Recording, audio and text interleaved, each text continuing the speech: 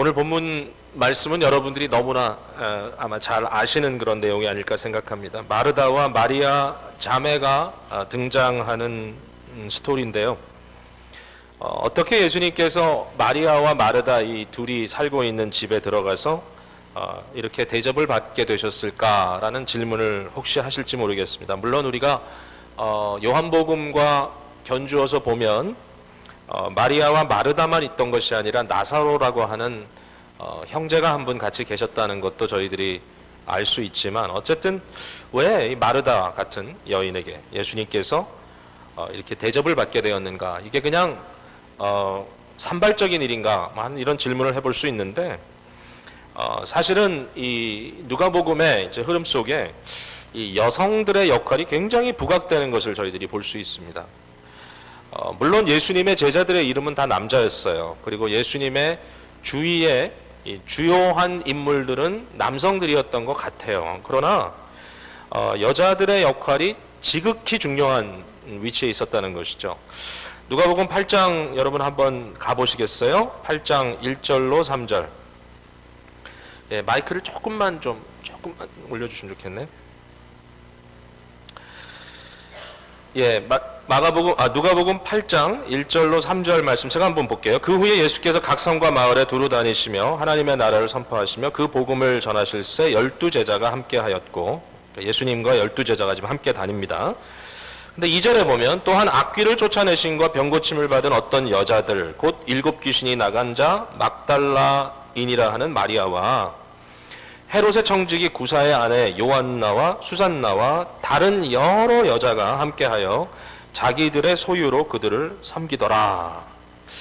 그러니까 예수님의 주위에 제자들이 분명히 있었지만, 그러나 그들만 있었던 것이 아니라 그들의 사역을 직접적으로 후원하고 그들의 필요를 채워주고 있었던 여성들의 역할이 있었다고 하는 것을 볼 수가 있는데, 아마도 그들의 역할이 없었다면 예수님의 이 공적인 사역이 얼마나 어려웠겠나 여러분 상상할 수 있습니다.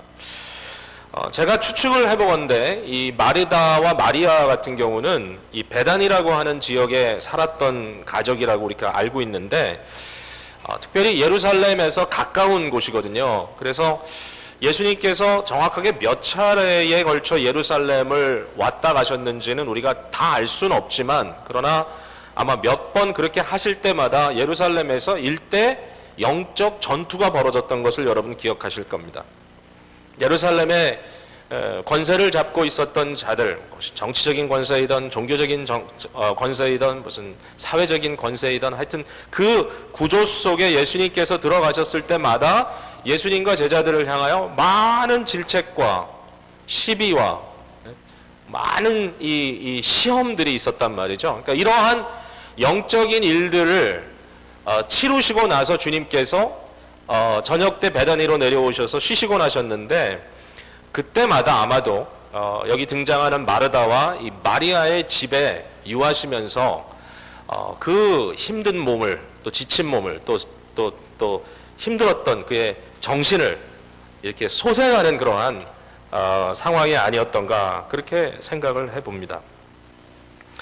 특별히 본문의 마르다는 여러 가지로 예수님의 필요를 채워주는, 예수님뿐만 아니라 아마 제자들도 같이 그 자리에 있었으리라라고 추측을 하는데요. 저들을 위하여 참 열심히 봉사하며 도와주는 모습을 보게 됩니다. 음식만을 준비한 거는 아닐 거고요.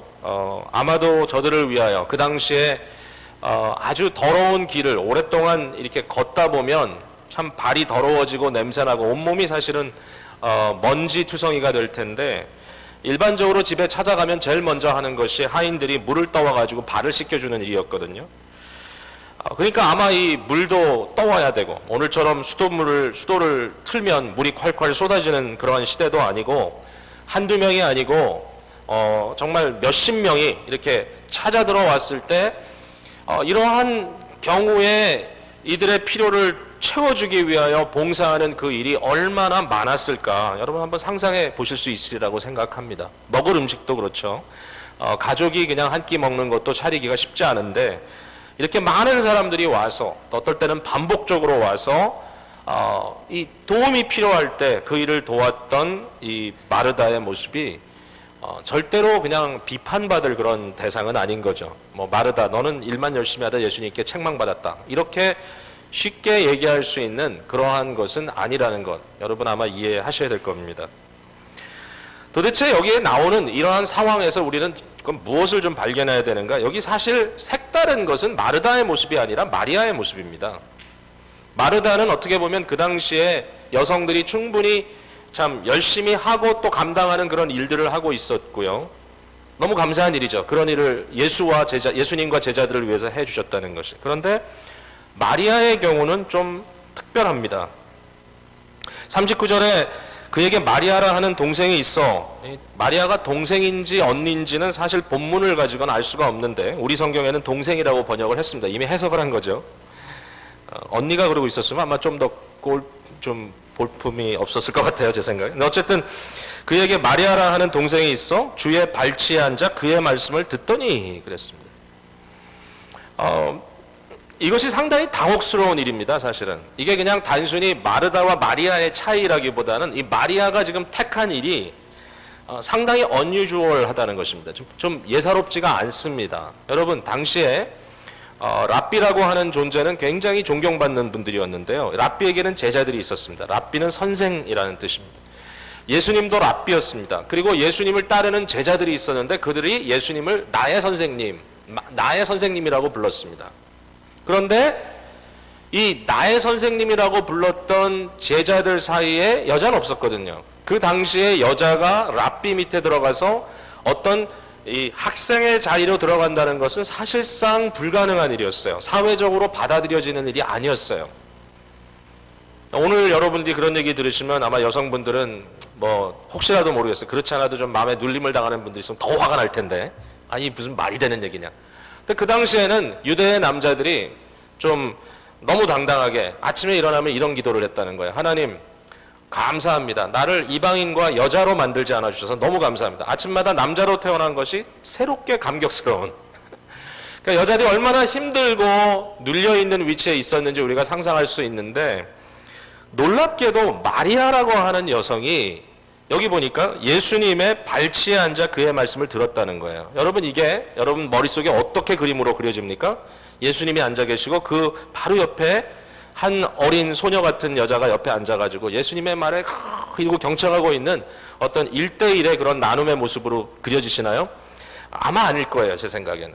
아마도 예수님이 당시에 모든 사람들이 그렇게 했듯이 식탁을 준비하는 가운데 이렇게 약간 옆으로 비스듬하게 누워 계시고 리클라인 했다 그러죠. 거기에 12제자 또는 함께 있었던 사람들이 있었을 겁니다. 아마 나사로도 거기 들어와서 함께 있었겠죠. 이러한 제자들이 쭉 둘러 앉아가지고 있는데 거기에 유일하게 여자 마리아가 함께 와가지고 지금 앉아가지고 같이 말씀을 듣고 있다는 얘기죠. 이건 스캔들입니다. 물론 이거보다 더 큰 스캔들도 있었죠. 예를 들면 한 여자가 뛰어들어와가지고 머리를 풀고 예수님의 발에다 향수를 붓고 막 닦았던 일들, 이건 스캔들 중에 스캔들이고 이것도 보통 일은 아니에요. 그러니까 여러분, 왜 이런 일이 벌어졌을 때 제자들이 아무 얘기를 안 하고 있었을까? 의문입니다. 남자들은 무조건 이런 일이 있을 때는 상상되는 게 있죠. 아마 마리아는 예뻤을 것이다. 항상 예쁜 거 좋아하니까, 귀엽고 예쁘니까 그냥 봐줬다. 근데 그런 것 같지가 않아요. 여기에 이 상황이 하여튼 전체적으로 이 균형이 좀 흔들리는 그런 상황 속에 있는 거죠. 근데 예수님께서 마리아가 이렇게 하고 있는 것을 인도르스 해주셨습니다. 너 좋은 거 택했다. 너 잘했다. 이게 어떻게 보면 이 복음서를 읽는 이 초대교회 성도들에게 상당히 충격적인 일이었다는 걸 여러분들이 이해해야 돼요.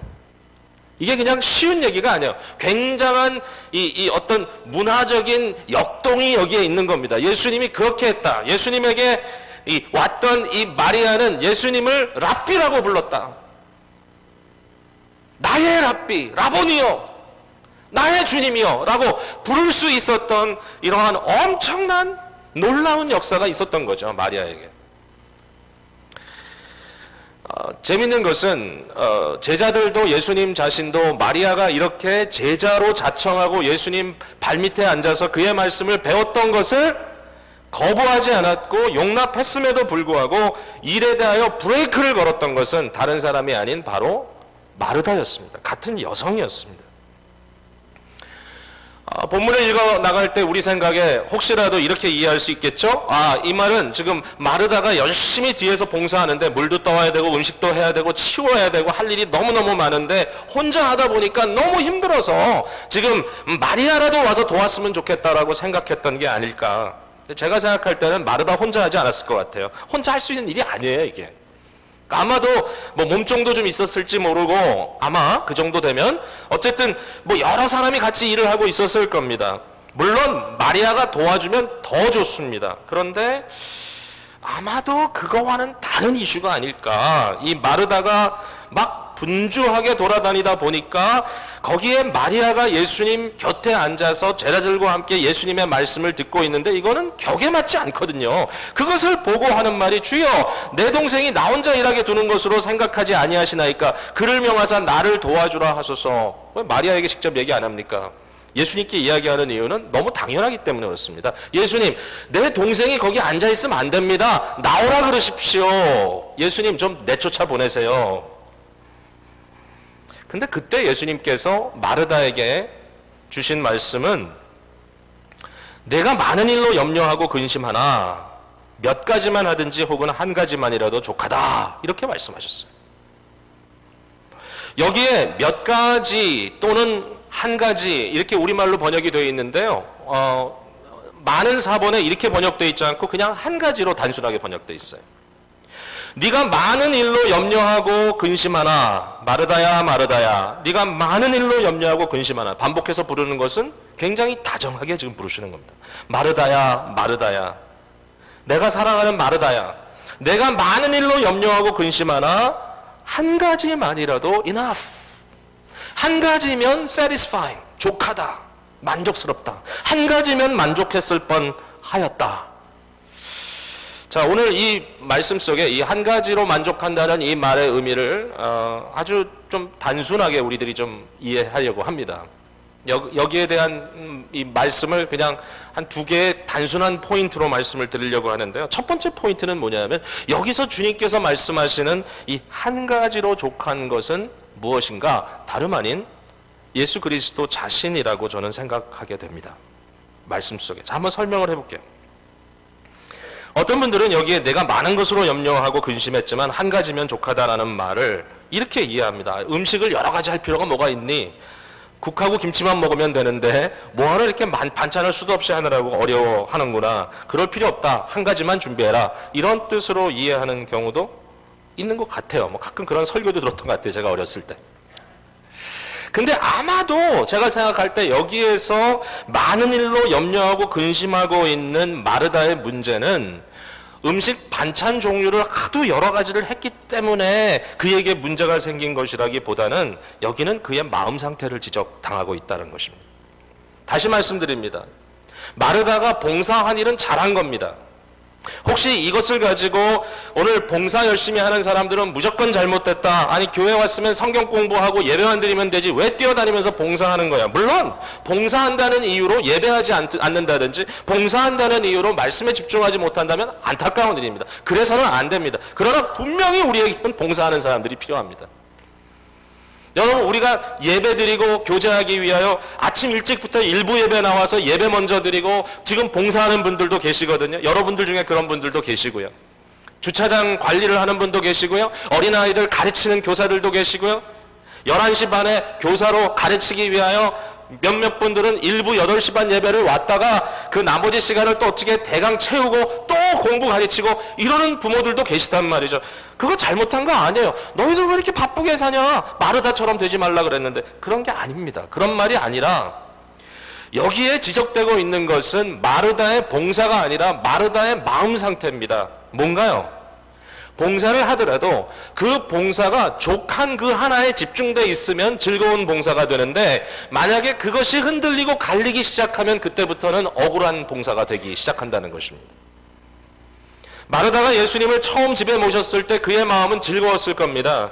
그가 예수님을 위하여 발을 씻고 그가 예수님을 위하여 음식을 준비하는 것이 어찌 즐겁지 않았겠습니까? 나의 주님인데 나사로가 죽었다가 살아났던 사건 아시죠? 그때 마르다가 고백한 신앙 고백 들으셨죠? 그에게 예수님은 예사로운 사람이 아닙니다. 그는 그리스도십니다. 그는 죽음을 주장하시고 죽음을 극복하실 수 있는 부활의 주님인 거예요. 그가 믿음 고백하잖아요. 신앙 고백. 우리도 주께서 우리를 나중에 일으키실 줄로 믿습니다.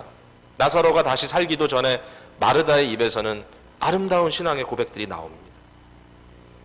예수님을 생각하고 봉사했을 때, 예수님께 집중했을 때 그의 마음속엔 분명히 즐거움이 있었을 거예요. 주님을 위한 봉사입니다. 주님을 위하여 요리하고, 주님을 위하여 물 떠다드리고, 주님을 위하여 걸레질하고, 주님을 위하여 열심히 뛰어다니던 그의 마음속에 기쁨이 없었겠습니까? 감사가 없었겠습니까? 있었죠. 그런데 문제는 갑자기 그것이 많은 일로 염려하는 상황으로 바뀌었다는 것입니다. 예수님이 눈에 보였을 때는 아무 문제가 없었는데 갑자기 예수님 앞에서 알짱거리는 마리아가 보이는 겁니다. 이게 항상 우리의 문제죠. 마르다의 봉사가 문제가 아니라 마르다의 마음의 갈등이 시작된 것이 문제입니다. 그리고 그 마리아가 결국은 마리아 때문에 마리아로 인하여 내 마음속에 만족이 없다라고 지금 마르다는 예수님께 와서 호소하는 겁니다. 예수님, 내가 봉사하는 거 다 좋은데 내 동생 때문에 속상해 죽겠습니다 라고 얘기하니까 예수님께서는 뭐라고 얘기하시죠? 마리아는 좋은 것을 택했다.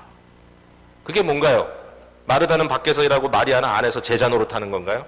아닙니다. 제가 봤을 때는 거기에 예수님의 마음이 집중되어 있는 것이 아니고 중요한 것은 지금 마리아의 상태였다는 것이죠. 마리아의 눈에는 마르다도 들어오지 않았습니다. 물론 상황에 따라서는 그건 나쁜 일입니다. 그러나 그 순간에는, 그를 집에 모셔다 놓은 순간에는, 그의 옆에 앉을 수 있는 기회를 잡은 그 순간에는, 예배하는 그 순간에는, 말씀 앞에 집중하는 그 순간에는 마리아는 딴 거 다 내쳐놓고 예수님만 바라봤다는 것이죠. 예수님께 온전히 집중하고 있었던 마리아의 모습을 보고 예수님이 얘기했습니다. 이것 빼앗기지 않으리라. 예수님 빼앗기면 다 뺏기는데. 예수님을 마음으로 집중하는 사람은 감사하는 사람입니다. 그런데 마음이 갈리면 그때부터 불평이 일어나기 시작하는 것이죠. 너무 잘 알죠. 피곤합니다. 지칩니다. 갑자기 모든 것이 다 만사가 귀찮아집니다. 요즘 사람들이 그렇게 번아웃 됐다고 많이 얘기하죠. 다들 힘들고 집중력 잃어간다 그래요. 왜 그럴까? 말 그대로 집중력을 잃었기 때문이라고 얘기합니다. 비즈니스 세계에서도요, 요새 하도 그 사람들이 여러 가지 일을 동시에 막 소화하다 보니까 그게 이제 사실상 생산력을 떨어뜨린다라고 하는 통계가 다시 나오기 시작하는 거예요. 많은 것을 동시에 하면은 더 많은 일을 할 줄로 알았는데 그게 아니라 일의 퀄리티도 떨어지고 일의 양도 줄어든다는 거죠. 뭐 이것저것 뒤지다 보니까 뭐 하버드 비즈니스 리뷰라고 하는 어느 잡지에 이런 글이 있더라고요. 뭐 토니 스월츠라고 하는 분이 썼는데 아마 이거는 이제 비즈니스 세계에 뭐 MBA하고 이런 사람들이 하는 얘기 같아요. 근데 그분이 이렇게 얘기합니다. 회사의 상사들에게, 직원들에게 아주 바로 그 순간 즉각적으로 직원들이 당신에게 응답하는 것을 요구하지 마십시오. 그러지 않으면 생산력이 떨어집니다. 이렇게 얘기합니다. 제가 한번 읽어볼까요? Stop demanding or expecting instant responsiveness at every moment of the day. 그 하루 어느 순간이든지 아주 인스턴트하게 순간순간마다 당신이 원하는 대로 이 부하 직원들이 당신의 그 하는 말에 응답하는 것을 기대하지 마십시오. 그것을 요구하지 마십시오. 왜냐하면 여러분의 그 직원들이 자기가 하는 일에 적어도 적지 않은 시간, 기본적으로 1시간 단위를 얘기하더라고요. 1시간이라도 그 일에 집중하지 않으면 결국은 몸에 있던, 마음에 있던 에너지가 쫙 그 순간에 떨어져 내린다는 것입니다. 단순히 소모되는 게 아니라 그냥 쫙 쳐진다. 그러면서 실제로 하는 일의 프로덕티비티가 25% 줄어든다는 것이죠. 뭐 어떤 분이 그 얘기 하더라고요. 회사에서 일하는 분이 오늘 2부 예배 끝나고 잠깐 대화 나누는데 자기는 그렇대요. 일하다가 갑자기 전화 한 통이 오면 그 전화 받는 것 때문에 다 하던 거 잊어버리면 또 한 15분 더 써야 먼저 있던 상태로 돌아간다는 거예요.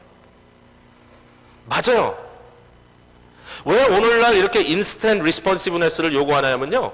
요새는 이 정보가 너무 빨리 흐르는 시대입니다. 모든 사람들이 전화 갖고 살지 않습니까? 저도 이 전화 없으면은 불안해 죽겠어요. 이 전화를 혹시 집에 두고 왔잖아요. 그러면 20분 운전하고 왔더라도 집으로 돌아가야 돼요. 전화 없이 어떻게 살아요? 이거 들고 다녀. 안 그러면 불안해. 근데 이 전화가 가져다 주는 메시지가 어느 정도인가 하면 여러분 뭐 이루 말할 수 없습니다. 뉴스 매번 들어오죠. 이메일 들어오죠.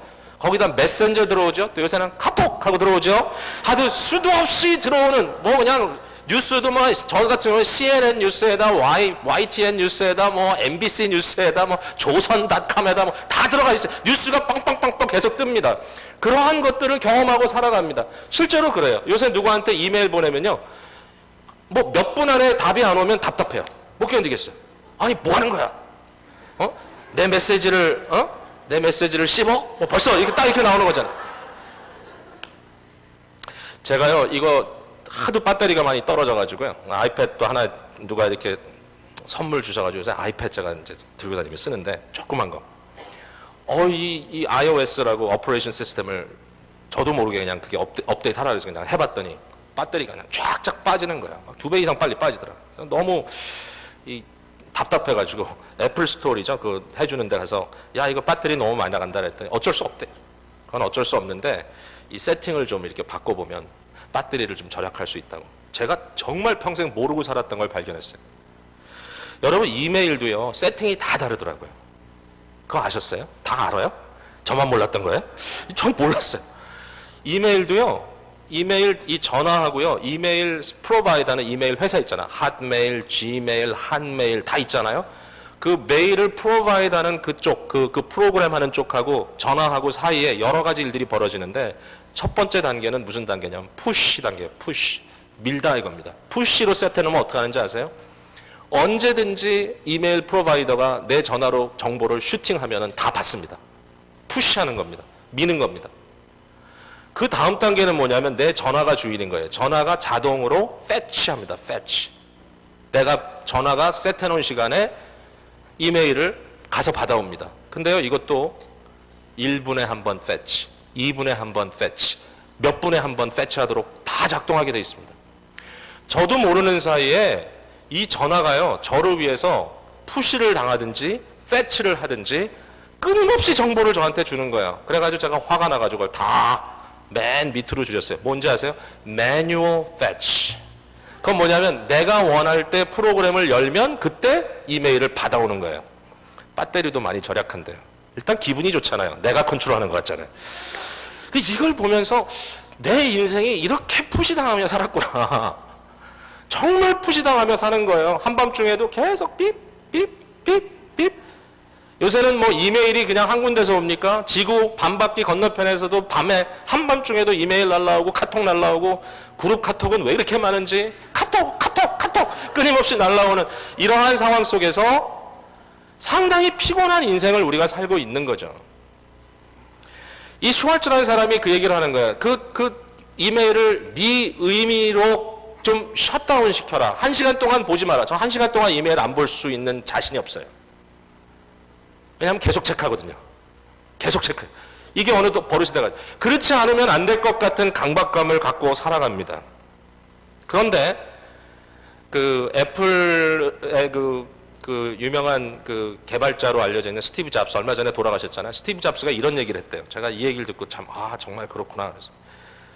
지금은 요새는 애플 회사가 얼마만큼의 돈을 벌어들이는 회사인지 저는 잘 모르겠어요. 근데 그때 이 얘기를 할 때 그가 얘기하기를 30 빌리언 달러 컴퍼니라고 애플을 소개하는 거예요. 애플이 이렇게 엄청난 규모의 수입을 만들어내는 회사이지만 그가 이렇게 얘기합니다. Yet, 그럼에도 불구하고 We've got less than 30 major products. 우리가 가지고 있는 제품은 불과 30개 정도 되지 않는다. 아마 그 30개도 똑같은 걸 여러 가지로 이렇게 버전으로 나온 걸 것 같아요. 제가 그걸 참 들었을 때 30개? 뭐 그건 뭐 적은 것도 아니네. 근데 그가 연속으로 하는 말이 The great consumer electronic companies of the past. 과거에 있었던 수많은 전자회사들은 그 위대한 전자회사들은 뭐라고 얘기하면 They had thousands of products. 수천 개의 제품을 생산했다는 거예요. 그러면서 하는 말이 애플의 창의성은 바로 몇 개 안 되는 프로덕트에 집중할 수 있었던 덕이라고 그가 얘기하더라고요. 이 얘기를 들으니까 정말 그렇구나. 그게 맞구나. 집중할 때 창의력이 나타난다는 거예요. 어떤 일에 intensely 포커스를 하고 그 포커스하는 시간을 적어도 1시간 이상 가져야 하고 그리고 내가 포커스할 수 있는 상황을 만들어 주었을 때 거기에 창의력이 일어난다라고 이야기를 합니다. 자, 제가 여기서 뭐 이런 비즈니스 얘기를 하려는 것이 아니라 한 단계 더 들어가서 영적인 문제로 한번 생각해 보자는 것이죠. 왜 우리에게 영적 성장이 일어나지 않고 있는가? 왜 우리에게 영적인 피곤함이 닥쳐 있는가? 왜 우리에게 영적으로 풍성함을 놓치고 있는가? 왜 우리가 영적으로 만족하지 못하고 있는가라는 질문에 대하여 한 가지 중요한 답이 있다면 그것은 뭐냐면 예수 그리스도에게 집중하지 못하고 있기 때문이라고 말할 수 있을 겁니다. 하나님의 말씀은 우리에게 집중하기를 요구합니다. 히브리서 12장 2절에 믿음의 주에 온전케 하신 이인 예수를 바라보자 그랬습니다. 그를 바라보라. 이 말이 영어로는 Fix your eyes on Jesus. Fix your eyes on Jesus. 너의 눈을 예수님께 완전히 고정시켜라. 이런 말이 반복적으로 나오는 구절이 시편 119편에도 있습니다. 우리가 지난번에 쭉 나눴던 그 긴 장편 시편입니다. 내 눈을 주의 명령에, 주의 말씀에 fix합니다. I fix my eyes on your commandments. 주님의 말씀에 내 눈을 완전히 고정시킵니다. 이렇게 끊임없이 히브리서 3장 1절에 보니까 이런 말이 있어요. 너희의 참 선지자, 제사장 대신, 대제사장 대신 예수를 깊이 생각하라.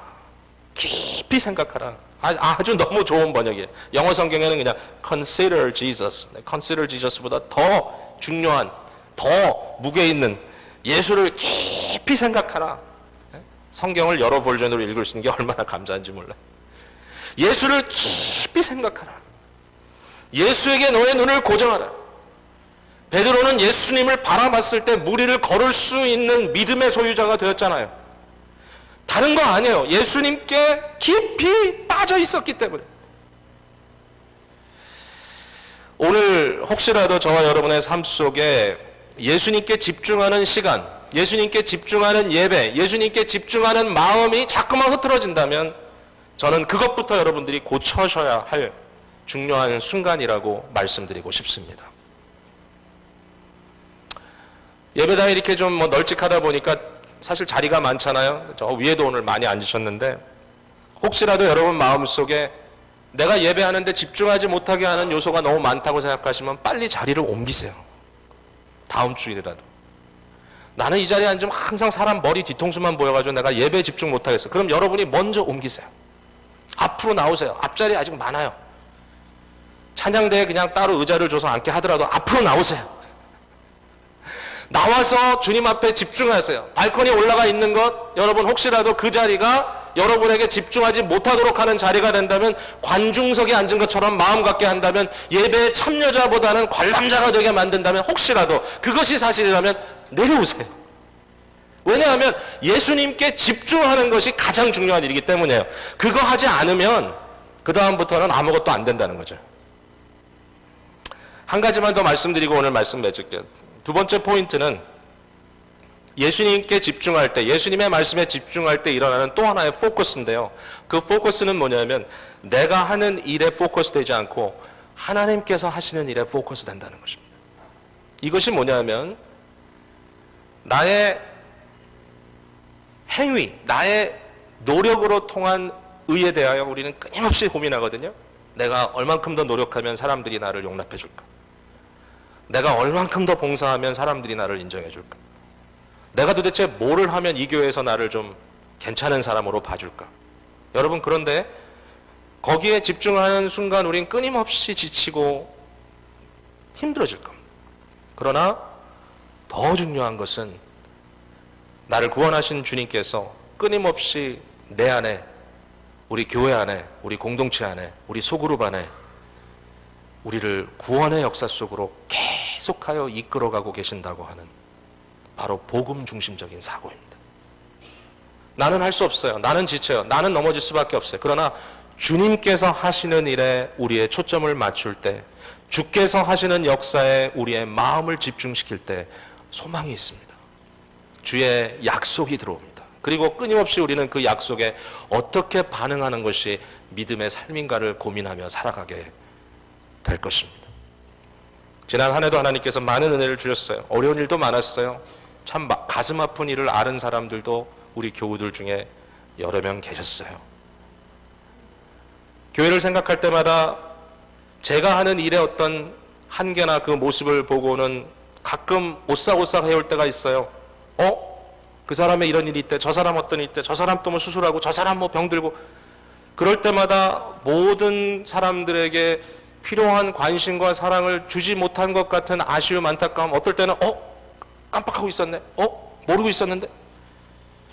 힘들어요, 사실 그런 것들이. 아마 여러분도 그럴 거예요. 모두가 다 그럴 거예요. 모든 일이 그럴 거예요. 그러나 그 순간에 사실상 믿음의 반응을 하고 믿음의 노력을 해야 되겠지만, 그것보다 더 중요한 것이 있다면 뭐냐면, 이 교회를 사랑하시고 여러분 한 사람 한 사람을 사랑하시고 저를 사랑하시는 하나님께서 오늘도 우리 안에 이루어가고 계시는 그 구원의 역사의 위대함을 바라볼 수 있다면, 그 일에 우리의 소망을 둘 수 있다면, 주께서 더 위대한 역사를 일으켜 주실 거라고 하는 그 사실 앞에 내가 우선 감사하고 감격할 수 있다면, 우리는 분명히 믿음의 격려를 받게 될 줄로 믿습니다.